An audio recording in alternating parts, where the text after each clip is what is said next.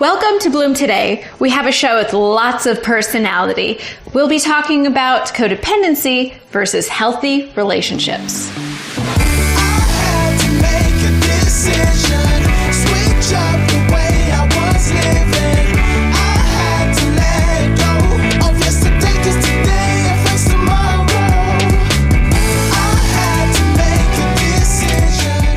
We talk about internal and external brokenness and how you can heal so that you can use the fertilizer of your past to bloom today.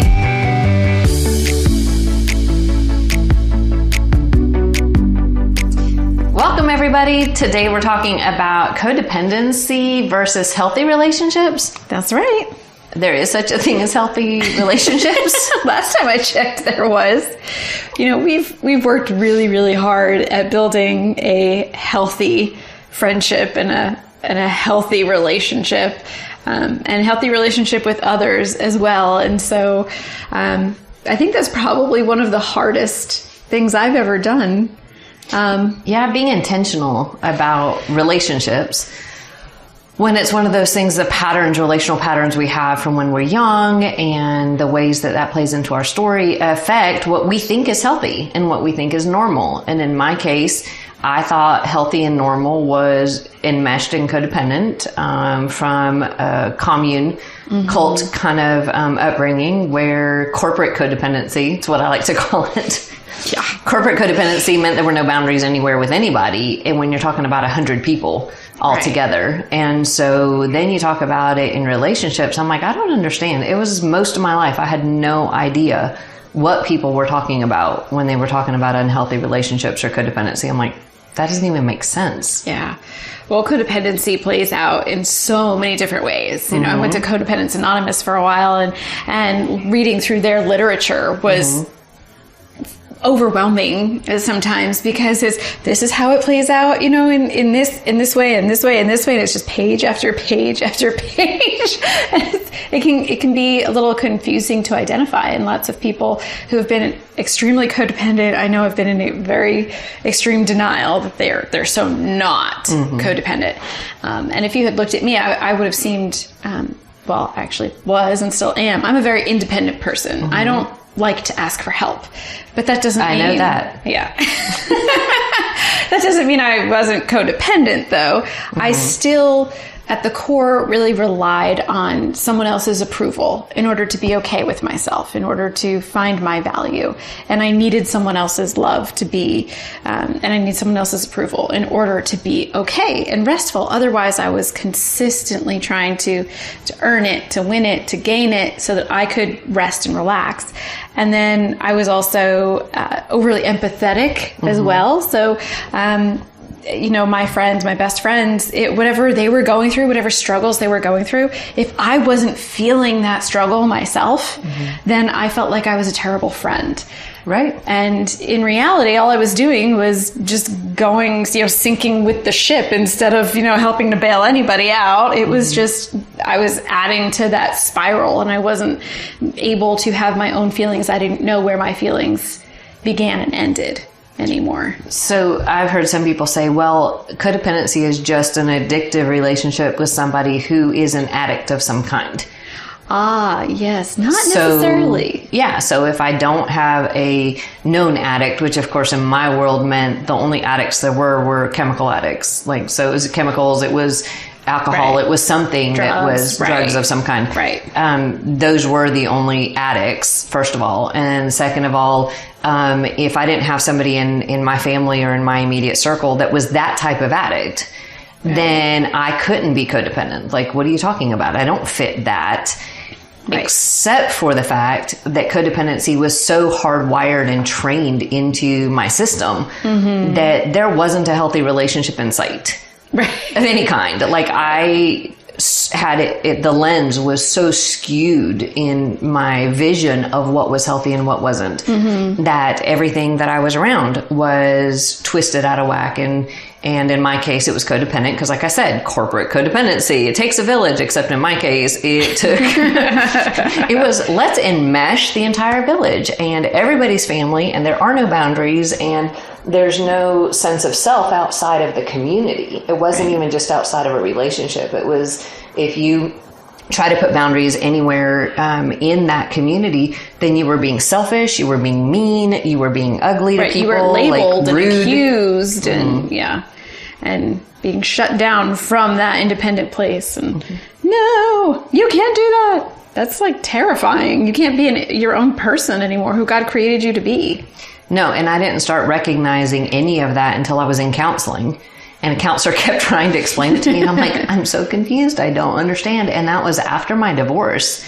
Yeah. So it's been in the last 8 years that I started to really understand what healthy in a relationship was. And that codependency ruined and did damage to me and to a lot of other people in those broken relationships over a lifetime. Yeah. For me, there was this fantasy of like, well, this is how friendship works. And this is how romantic relationships work. Like, it'll just be great. It'll just be fine. It'll just be just like all of those happy romantic movies and rom-coms. And someone will just be able to instantly read my mind and understand. And it'll just take, about 45 minutes and then we'll all be good. Happily ever after, right? Give me 2 hours and we'll just ride off into the sunset. And I mean, I really was that far gone that this is going to be okay. So what ended up happening for me, because I was still in that fantasy place, was I was codependent with the addicts. So I had a few of those too. But then there were also these personalities that were more narcissistic, who they were consistently looking to only out for themselves, and how could they use me to get what they wanted.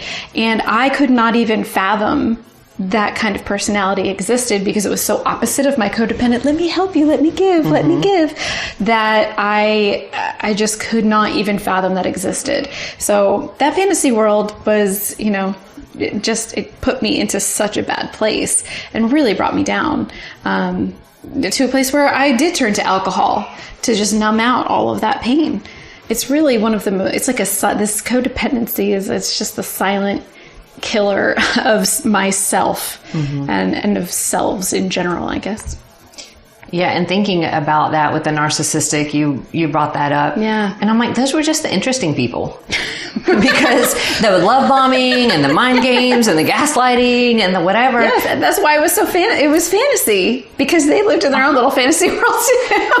They did. I just wanted to join them there. And yeah, I married into that. And there was the limo, and there were the flowers, and there was the way over the top. And it was funny because I've talked about always having the good addictions, right? Because they weren't chemical from the outside. I was addicted to internal chemicals and endorphins and the high of somebody love bombing. I was like, the biggest addiction I had to quit was being attracted to the chemical high that came with a narcissistic love bombing initial part of a relationship. So this whole healthy versus unhealthy relationships, we might have both have that in common, despite the fact our opposites in so many other areas. Yes, absolutely. I've learned to keep people in a waiting room, as I call it. So you're not way over there, and you're not way right here, involved in my life and every single decision I make.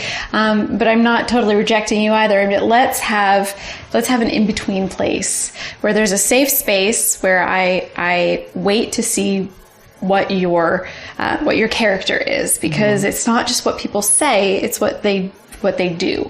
So if what they say lines up with what they do, that's great. That's amazing. That's an amazing person. And I'm like, okay, but over time, it's not just once or twice, it's over time.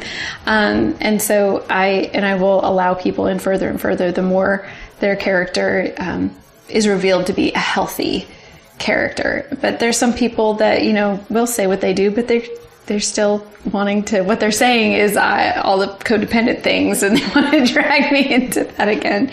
And it takes some getting used to, and some boundary making in order to keep that healthy, because there are people that God has asked me to pour into who do have that tendency, who are still maybe in that fantasy place. And I do have to be very clear about where my boundaries are first and ahead of time, as early as possible, I should say, right? Yeah, and we got to practice that with each other, and we do regularly, since we work together and we spend time together as friends. And so it is really interesting to practice and work through that balance of neither extreme. Right. Because it is the food addiction. It is the thing that no relationship at all is unhealthy. Right. Having to be sucked in and meshed is unhealthy, and healthy is somewhere in between. And we have somebody who knows a lot about that. Yes. Don't we? Yes, we do. Someone who is a professional relationship coach, Aaron Jordan Jr., and has his own show as well. He's an expert on the subject, and he is going to be joining us. So stick with us. Yay.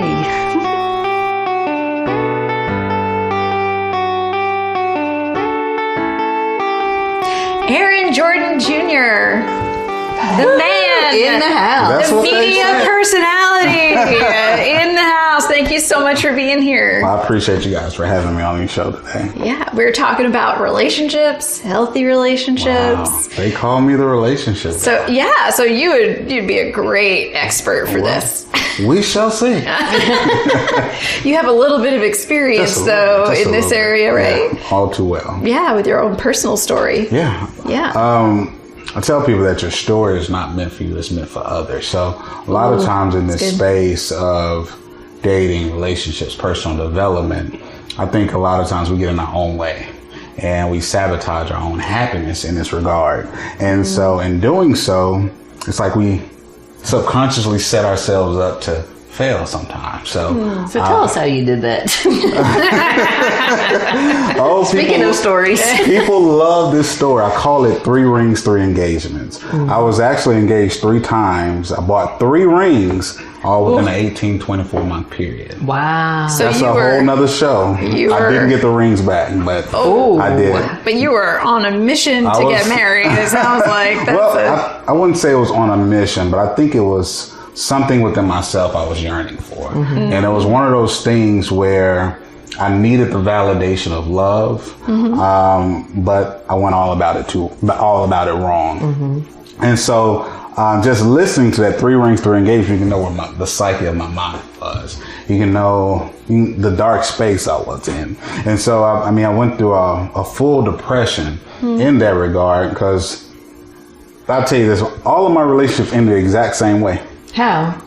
It was just with a different woman. That was it. The exact same way. The common denominator of that was me.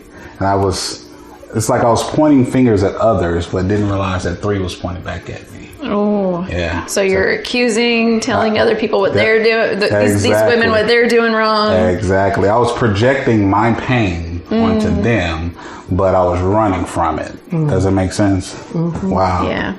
So how dark did that get? It got to a point where I really battled depression a lot. I almost took my life twice. And it got to a point where I felt like it got too overwhelming to a point where I felt like I didn't need to be here. But there's someone called God. There is. And what's interesting to me about your story and you telling this is we work with women a lot. Wow. And a lot of people think that this issue of relationship and wanting connection and wanting marriage and wanting all that is a female issue.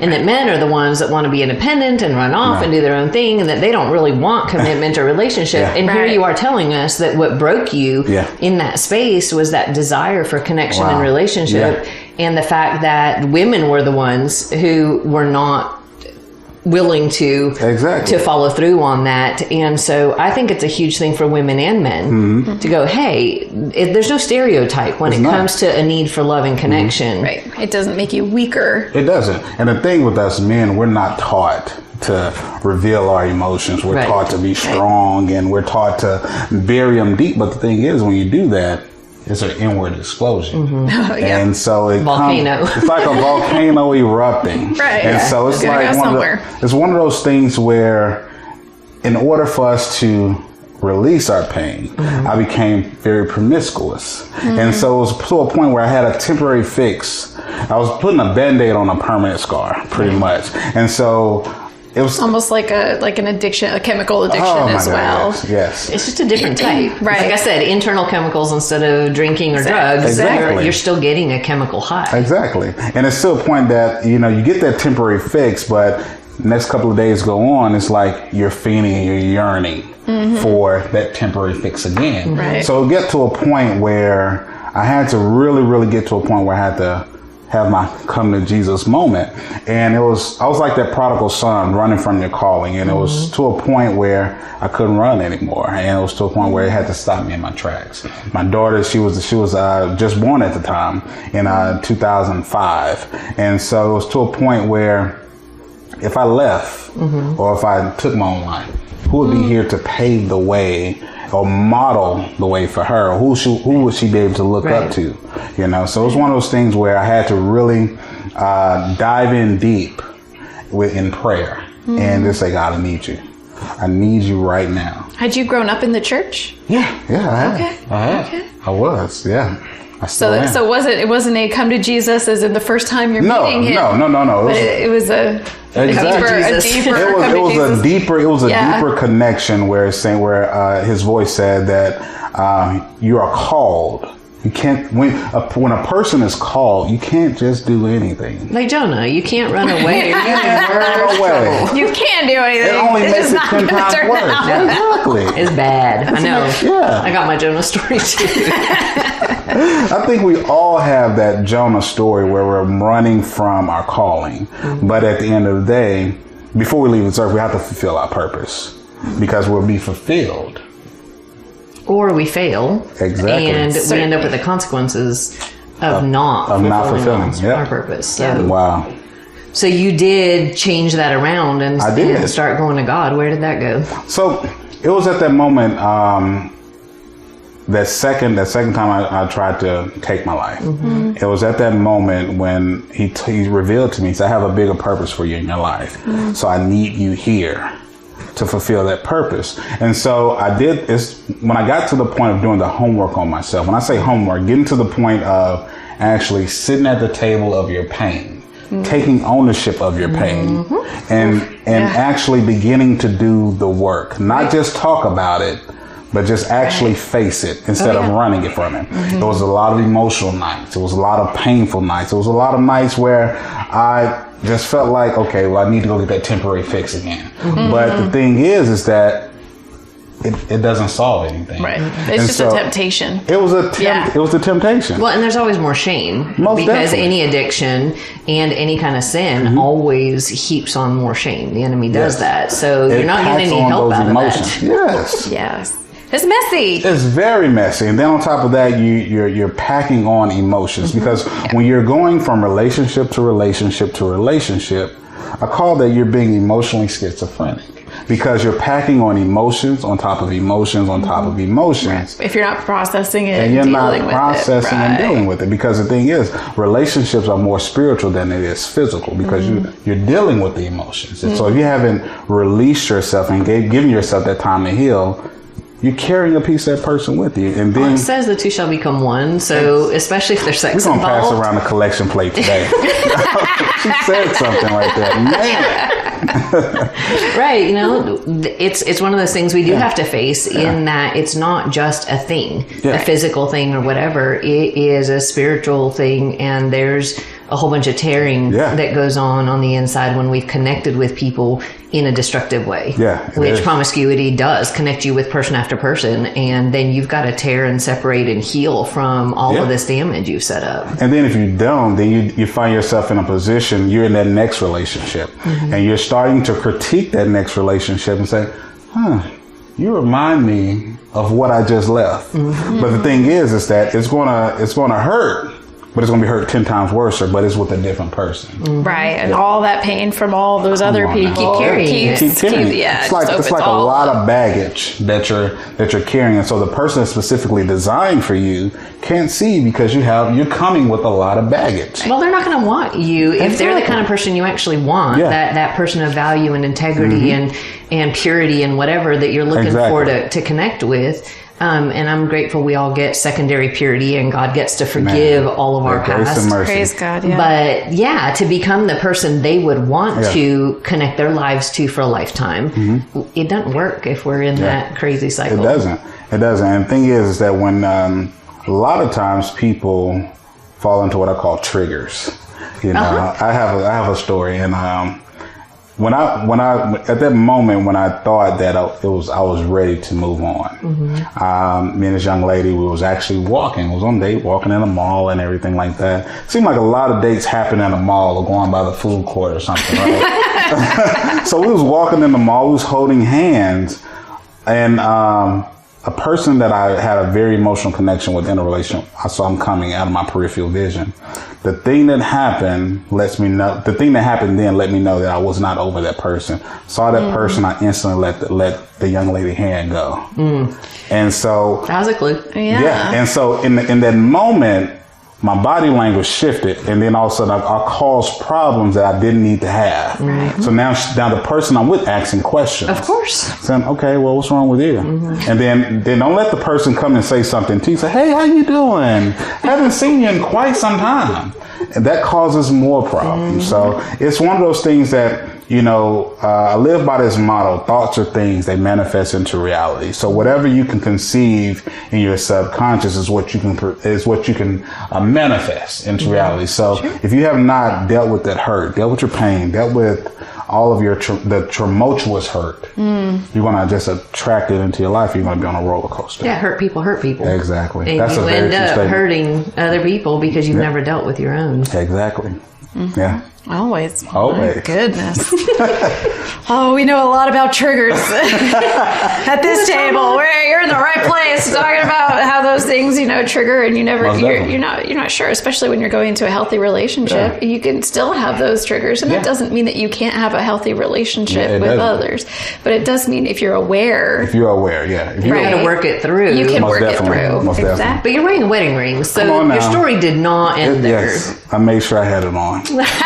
I love you, Ashley. I'm sure your wife is very happy about this. So me and my wife's story is very, every time she hears me say it, she said, I don't remember it happening like this, but I have a very vivid memory. Me and my wife, we went to high school together, and we tried to date after high school, but of course I messed up, and I was young and things like that. But I went through a period of 7 years. I went through a period of 7 years of going through life, going through experiences, going through tumultuous things. And so in that instant, my mistake pushed me 7 years away from my God's gift. And so when we reconnected back in April of 2012, I was out of my storm. I was out of my dark moments, and now mentally, I was ready for the woman that she was. Because you've been working on it, Come on now. A lot of work on it. A lot of work. A lot of scars, a lot of hits over the back and everything. It all starts with us. It does. Yeah. It does.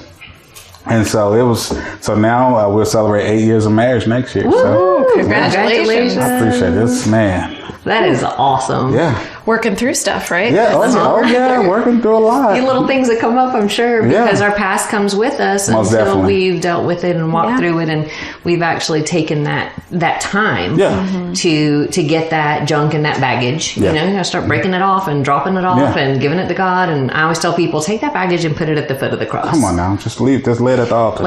Put it there physically. Sometimes write it down and literally put it at the foot of a cross somewhere. Most definitely. To see the fact that you're giving it to Jesus and that He forgave, and you can face and work through the issues because you're taking them to Him first. Wow. And the thing about it is, if she did not forgive me, if she held that grudge, right, you wouldn't be married. We would not be married. We would not be married. But the thing is that it's a thing called grace and mercy. And with her, I'm so thankful that I'm here today with her, you know, so it's amazing. And this is why God calls us to forgive.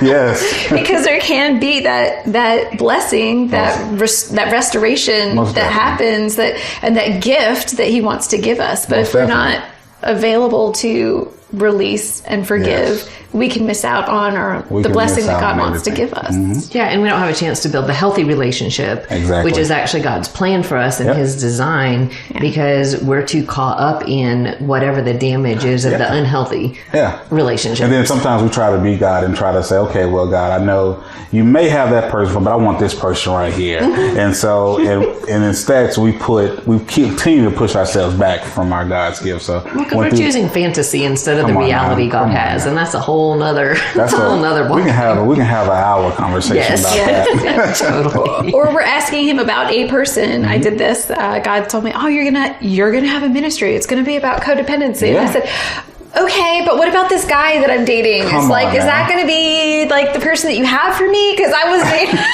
talk about like rejecting your calling. I was way too broken at that point. But God was like, okay, maybe you might have something to work on here. Yeah, because the thing is, we can actually go into our purpose before it's time, and then we actually mess up and continue to push ourselves away.